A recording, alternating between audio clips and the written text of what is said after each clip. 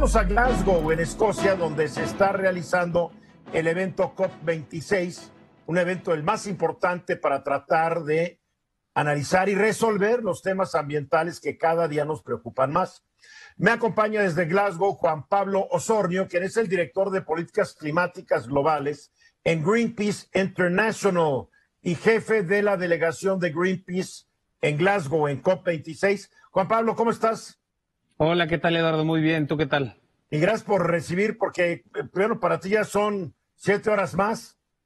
Sí, las 10 por acá, pero con mucho gusto. Y sé que le están dando duro. Ustedes participan, Greenpeace, que es una organización que yo admiro mucho y trato de apoyarla en todo lo que yo pueda. Participan mucho, son muy activos. Imagino que son días muy largos desde que se inauguró esto el domingo pasado. Sí, son días larguísimos de despertarnos a las 6 de la mañana y terminar a las 11 de la noche. Que ya, bueno, ya con esto terminas. Dime una cosa, hasta el momento, ¿cuál es el balance?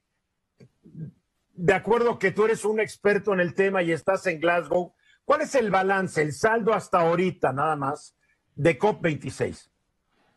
Pues diría que hay tres cosas. Fue una semana muy mala para los ejecutivos de las empresas de combustibles fósiles.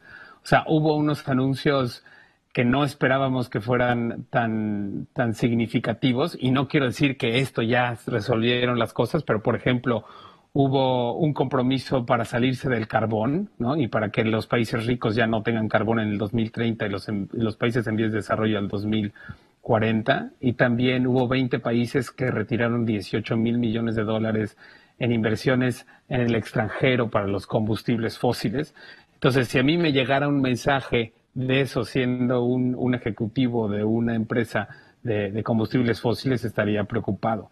Ahora, lo que nosotros le criticamos a los compromisos, y este es el punto número 2, es que pues no tienen muchos pies, ¿no? Es como si yo te dijera ahorita que quiero correr el maratón mañana, pero me ves si no estoy entrenando nada, ¿no? O sea, que es como, bueno, pues ¿dónde están las políticas y dónde está la lana? O sea, ¿dónde está el dinero para implementarlo? Entonces, pero por lo menos se escucha bien y todavía le faltan pies. Vamos a ver si la semana que entra vemos más. Y la otra es que hay una promesa que no se ha cumplido, que está atorando las negociaciones, y estos son los 100 mil millones de dólares que se prometieron en Copenhague en 2009, o sea, hace muchísimo, y no se le han otorgado a los países en vías de desarrollo, y ellos dicen, ¿cómo quieres que yo venga a negociar aquí en buena fe si tú no estás cumpliendo con tus promesas? Entonces, o sea, para que la gente entienda, de los 100 mil millones, los países industrializados, vamos a suponer los del G8, no del G20, porque México estaría ahí y México no está para eso, pero los países altamente industrializados harían una bolsa de 100 mil millones de dólares cada año para repartirlos entre gobiernos u organizaciones de la sociedad de los países más subdesarrollados para que puedan hacer su transición y dejar las energías fósiles e irse a energías menos contaminantes. Eso es, ¿no? Y la adaptación también, ¿no? O sea, que lo que va a pasar con los impactos provocados por el cambio climático, que ellos tengan la capacidad de adaptarse a ellos. Y eso es lo que está atorando las cosas. O sea, a ver, sí, pero este acuerdo para eliminar el carbón que firmaron 40 países, aquí el problema es que no lo firmaron China, Estados Unidos y la India, por ejemplo, que queman mucho carbón, ¿eh? Muchísimo carbón, pero lo que acabas de hacer ahora es justo lo que querían hacer los firmantes, ¿no? O sea, que quede muy claro en la percepción pública quiénes son esos países que no han actuado y que sientan esa presión para que se muevan y se pongan las pilas y se pongan a hacer algo. Y después se firmó también un acuerdo para acabar con la deforestación en el mundo, y lo firma Brasil, cuyo gobierno con Bolsonaro pues está como que trae el proyecto de acabar con el Amazonas. Entonces, ¿cómo les puedes creer a estos gobiernos que firman por firmar? Porque a la hora de la hora nada los obliga a cumplir.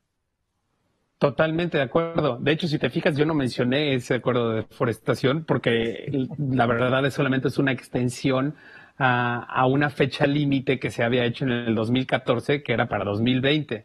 Y de repente mucho de lo que está haciendo el gobierno británico acá es reempaquetar compromisos y anuncios del pasado, como que los pulen un poquitín, ¿no? Y se los tratan de vender a la gente como algo que se logró aquí, liderado por el gobierno británico, y eso también nosotros lo hemos hecho notar desde acá.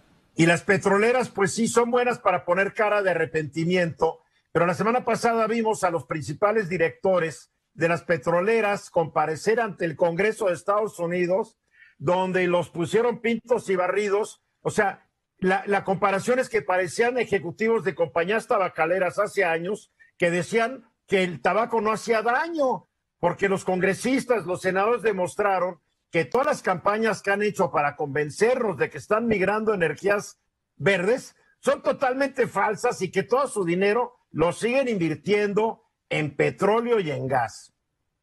Para eso estamos aquí. O sea, esto es el famosísimo greenwash, ¿no? O sea, el pintar de verde algo que no es verde. Y pues para eso existe Greenpeace, ¿no? O sea, para darnos cuenta de decir, oye, tú estás diciendo esto, pero estás diciendo totalmente lo contrario. Ahora, te voy a decir una cosa, no estamos en los 90s ni en los 2000s, o sea, ya ahora sí están rindiendo cuenta algunas de las empresas de petróleo, como Shell, por ejemplo, a la que se le demandó, ¿no?, en Holanda, y se le dijo, no estás reduciendo tus emisiones, y o reduces tus emisiones o vas a tener que pagar daños, ¿no? Entonces, claro, y por eso Shell está vendiéndole a México en el parque, la refinería de que está allá en Texas, porque dicen, mejor la vendo y contamino menos, la pongo en mi contabilidad de que estoy contabilizando menos y que sea bronca de México, ¿no? Una pregunta, y esto es muy importante. Yo trato de ser siempre un optimista bien informado en que no creo mucho a veces en que se logren todos estos objetivos. Pero una pregunta muy importante. Si estos gobiernos, que obedecen a veces más a intereses económicos que a ningún otro, no cambian hacia dónde vamos y cómo vamos a evitar llegar a donde parece que vamos, que es un calentamiento que va a tener consecuencias desastrosas para el planeta, Juan Pablo. Yo tengo mucha fe o mucha esperanza, si quieres. Y la esperanza que yo tengo es en el movimiento, sobre todo de la gente joven y de las comunidades que son más afectadas por el cambio climático, que además somos todos, ¿no? O sea, y lo vemos ya en más partes del mundo. Sí. Pero los 150,000 estudiantes que salieron en la calle en Glasgow, por ejemplo, ¿no? A preguntar, o personajes como Vanessa Kamakate o como Greta Thunberg, ¿no? Que no tienen miedo de decirles las verdades a los que tienen el poder, y muchas de nuestras organizaciones no gubernamentales que son nuestros aliados, empiezas a ver cómo estás creando conciencia y empiezas a creer el movimiento, ¿no? Y es ahí de donde yo me aferro, si quieres, y digo, es para ellos el mundo del futuro. Y las decisiones que se están tomando en Glasgow son para quién se van a hacer las reglas, para esa gente, o sea, para los jóvenes y para las comunidades afectadas, o van a ser para las empresas de combustibles fósiles. Esa es la pelea que se está haciendo acá. Y para los talamontes y todo esto. O sea que o nos organizamos como sociedad civil o van a hacer lo que quieran con nosotros. Y siempre ese ha sido el caso, ¿no? O sea, hasta que nosotros no nos pongamos de acuerdo y les dijimos hasta aquí, la gente va a seguir haciendo lo que sigue haciendo, ¿no? Entonces, no esperar nada de ellos y esperar todo de nosotros. No esperar nada de ellos y esperar nada, sí, todo de nosotros. Yo estaría totalmente de acuerdo con eso y hacernos sentir adentro de donde se toman las decisiones, ¿no? O sea, no nada más afuera en la calle para que los que están escribiendo el contratito digan, ay, bueno, pues que ellos hagan su argüende allá afuera, sí. Sino hacerles sentir el peso y la presión. Por ejemplo, con un periodicazo en que afecte la opinión pública o con tu voto o haciendo lo que puedas hacer para disrumpir lo que ellos están tratando de aventajarse, ¿no? O sea, de sacar la ventaja. O sea, todos tenemos que ser activistas a la hora de la hora, pero la mayoría no sabemos cómo ser activistas y ahí es donde entran organizaciones como Greenpeace para que nos ayuden a organizarnos, ¿no crees? Sí, y no necesariamente tiene que ser, o sea, Greenpeace con muchísimo gusto los ayudamos, pero cada quien en donde está, como papá, como tío, como hermano, como empleado, como jefe, tiene como esa responsabilidad de crear conciencia y de hablar al respecto y de sacar a las calles a la gente y protestar, ¿no? O sea, si tú estás enojado porque crees que te mereces un mejor estilo de vida para ti y para tu familia, entonces haz algo, ¿no? Sal y protesta y haz que tu voz se oiga. Muy bien, pues Juan Pablo, mil gracias. Ya son las 11:30 para ti en Glasgow. Muy buenas noches y gracias por haber platicado con el público de este programa. Encantado, Eduardo. Aquí estoy para servirte. Un abrazo fuerte, gracias. Juan Pablo Osornio es el jefe de delegación de Greenpeace en Glasgow, en COP26. Esta fue una producción de Grupo Fórmula. Encuentra más contenido como este en radioformula.mx.